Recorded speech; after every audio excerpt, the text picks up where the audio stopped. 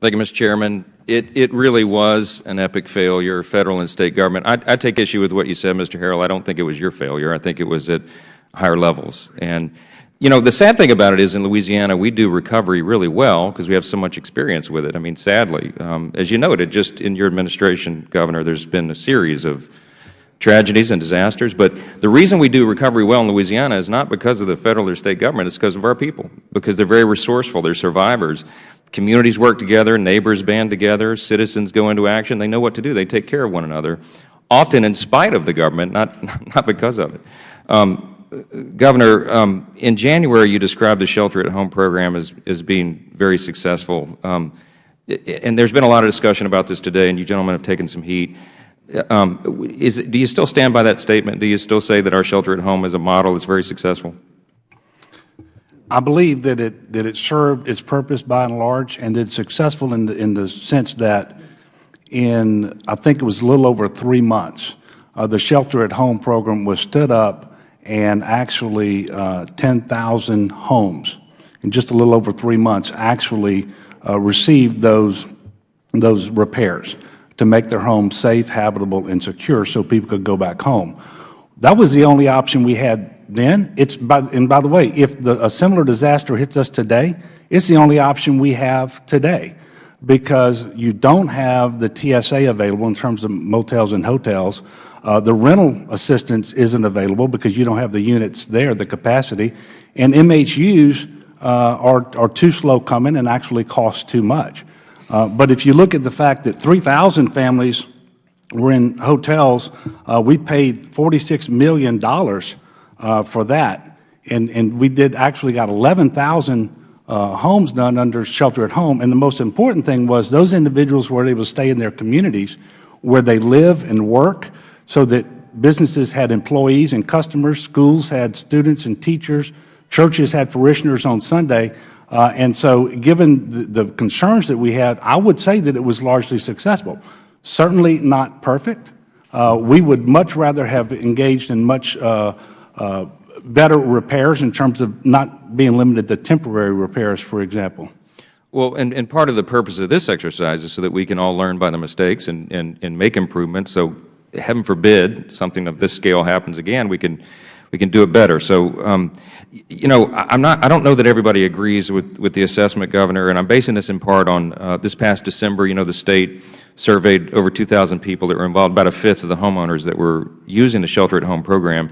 And the Advocate had a report that said 46% of them, almost half, said they'd not returned home at that point, and they were citing shoddy repairs and questionable living conditions. So, I mean, I know that there's been some improvement since that time, but still I think we've got a real perception problem, and I'm not sure how to overcome that.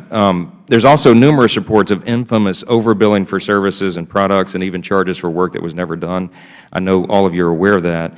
My question is, and my real concern always is about good stewardship of taxpayer dollars and wise use of that and eliminating fraud, waste, and abuse. So apparently there's a lot of fraud involved in this. What happens if the state receives a complaint about fraud of that magnitude? You know, for example, billing for charges that were never provided, services. Well, at that point in time, if the state receives that information, we would call in AECOM, find out the specific contractor that engaged in the repairs on that particular home, look at the scope of work that was authorized, the scope of work that was done, and the inspection, the final inspection, to see if it matched up and if the work was truly performed.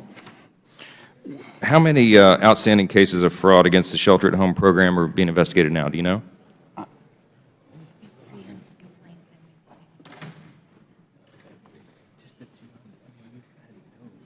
Any outstanding? No outstanding. As far as we know, there are no outstanding allegations of fraud against the program, and I think the total number of complaints was in the neighborhood of 300 out of 11,000, and those complaints weren't about fraud necessarily. Those were individuals who wanted a scope of work that was greater than what was performed. Some of it had to do with the workmanship, and a lot of times those were conflated because people don't like the temporary nature of the repairs that were made in many cases. I'm out of time, but just one last question for FEMA. Mr. Fenton, does FEMA provide direct oversight of the shelter-at-home program or the state equivalents thereof? I mean, how does that what does that look like in terms of oversight? Yeah, it's a grant to the state. We worked with them on the implementation plan and the checks and balances within that. They talked to New York, got their lessons learned from New York. We've looked at some past IG audits on some of their recommendations, and the program is running again as a pilot for a second time in Louisiana. We provide a grant through our public assistance program, so eventually there'll be a project worksheet for this where we cost share it, and we provide oversight of those dollars going down to the state and ensure that they're doing the work. This is the last question, and I'm just going to ask you for the record today. I'm sure this goes without saying, but we have your absolute commitment that you're going to improve these programs and make this better for the next round, right? Well, yeah, definitely, 110%, sir. I've already started since coming on January 20th, the housing summit that I talked about in my opening statement. I've reached out to MIT and Lincoln Labs to get them, the academic community, to take a look at what we're doing and give us maybe an outside look at what we could do better. And we're going to do we're going to invite industry in for Industry Day because there's multiple different capabilities we could bring to the table. If we can find something that is more agile, faster, but as safe, we'll look to do that. Right now, the MHU, just because of the size, trying to put it on individual lots represents a lot of challenges with degraded infrastructure, and so it slows us down in being able to meet the numbers that happen in this event. So we need to go back to something that is more agile, but still safe. When we were in Katrina, we were using travel trailers, and while they were more agile and faster, the safety was a concern. So we need to find something in the middle that meets the requirement during these big events, and we're looking to make those improvements. Let's do it quickly. Thank you. Sir. Thank you.